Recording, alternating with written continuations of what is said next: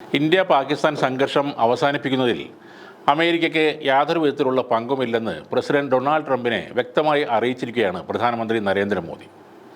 American പ്രസിഡന്റുമായി ഫോണിൽ സംസാരിക്കവെയാണ് ട്രംപ് അവകാശപ്പെട്ട ഈ മധ്യസ്ഥം ഇന്ത്യ തള്ളിക്കളഞ്ഞത്. പാകിസ്ഥാൻ അഭ്യർത്ഥിച്ചതുകൊണ്ടാണ് ഇന്ത്യ സൈനിക നടപടി അവസാനിപ്പിച്ചതെന്നും കശ്മീർ വിഷയത്തിൽ ഇന്ത്യ ഒരു മധ്യസ്ഥ ശ്രമവും ആഗ്രഹിക്കുന്നില്ലെന്നും നരേന്ദ്രമോദി നിലപാട് വ്യക്തമാക്കുകയും ചെയ്തു. ഓപ്പറേഷൻ സിന്ദൂറിനെ പറ്റിയുള്ള പൂർണ്ണ വിവരങ്ങൾ അദ്ദേഹം ഡൊണാൾഡ് ട്രംപിനെ അറിയിക്കുകയും ചെയ്തിട്ടുണ്ട്.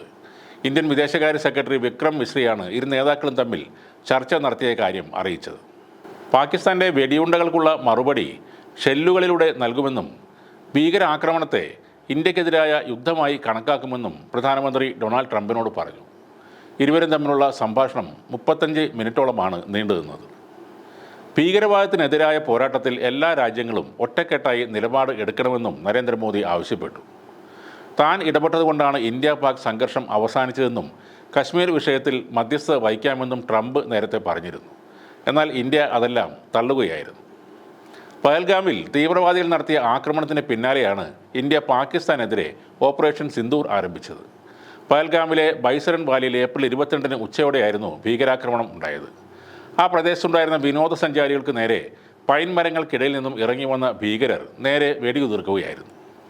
26 പേരാണ് അന്നത്തെ ആ ഭീകരാക്രമണത്തിൽ കൊല്ലപ്പെട്ടത്. ലഷ്കർ ഇ തോയ്ബയുടെ ഉപസംഘടനയായ ദ റെസിസ്റ്റന്റ് ഫ്രണ്ട് ഈ ആക്രമണത്തിൻ്റെ ഉത്തരവാദിത്വം ഏറ്റെടുക്കുകയും ചെയ്തിരുന്നു.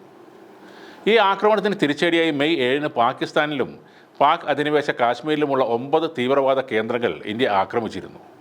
അതിനു പിന്നാലെ പാകിസ്ഥാൻ ഇന്ത്യയിലെ ജനവാസ കേന്ദ്രങ്ങളിലേക്ക് മിസൈൽ, ഡ്രോൺ, ഷെൽ ആക്രമണങ്ങൾ നടത്തുകയും ചെയ്തു.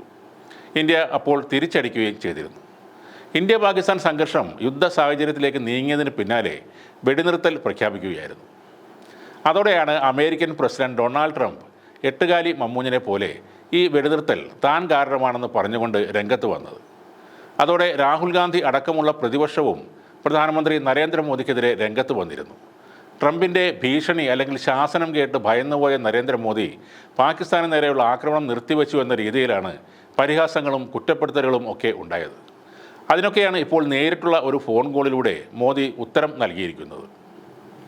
ഇപ്പോൾ നടക്കുന്ന ഇറാൻ ഇസ്രായേൽ സംഘർഷത്തിലും സമാനമായ പ്രസ്താവനയാണ് ഡൊണാൾഡ് ട്രംപ് നടത്തിയത്. ഇറാൻ കീഴടങ്ങണമെന്നാണ് ഡൊണാൾഡ് ട്രംപ് പറഞ്ഞത്. ഇറാൻ്റെ പരമോന്നത നേതാവ് എവിടെയാണ് ഒളിച്ചിരിക്കുന്നത് എന്ന് എനിക്ക് അറിയാം. ഈ അവസരത്തിൽ അവിടെ ആക്രമണം നടത്തില്ല, നിരുപാധികം കീഴടങ്ങുന്നതാണ് നല്ലതെന്ന് ദ ട്രൂത്ത് സോഷ്യലിലാണ് ട്രംപ് പോസ്റ്റ് ചെയ്തത്. പരമോന്നത നേതാവ് എന്ന് വിളിക്കപ്പെടുന്നയാൾ എവിടെയാണ് ഒളിച്ചിരിക്കുന്നത് ഞങ്ങൾക്ക് കൃത്യമായി അറിയാം.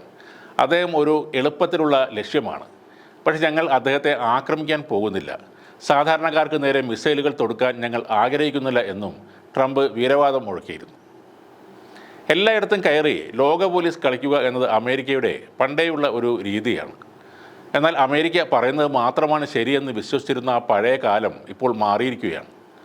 ഇത്തരം വീരവാദങ്ങളെ ഇന്ത്യയും ഇറാനും എന്നല്ല ഒട്ടുമിക്ക രാജ്യങ്ങളും ചോദ്യം ചെയ്യുക തന്നെ ചെയ്യും.